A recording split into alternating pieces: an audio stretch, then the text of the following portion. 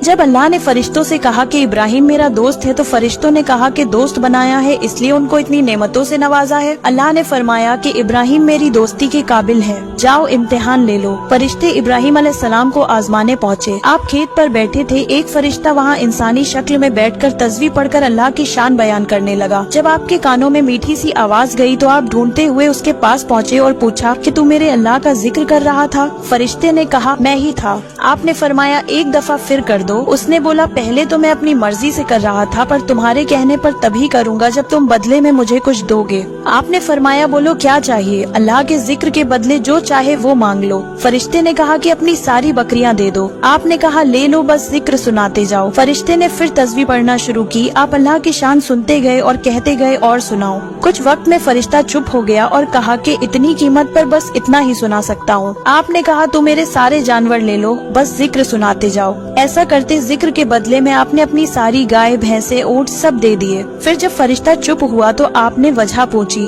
फरिश्ते ने कहा अब तुम्हारे पास कुछ नहीं है, अब क्या दोगे? आपने फरमाया कि अब तुम इतने जानवरों के मालिक हो, इनकी रखवाली के लिए तुम्हें गुलाम तो चाहिए होगा। तुम मुझे गुलाम रख लो, पैसे ना देना, खाना ना देना, बस मेरे अल्लाह का जिक्र सुनाते जाना। ये सब सुनकर फरिश्ता रो पड़ा और कहने लगा कि मैं आपके रब का फरिश्ता हूँ। आप वाकई में इस काबिल हैं कि अल्लाह ने आपको दोस्त बनाया है।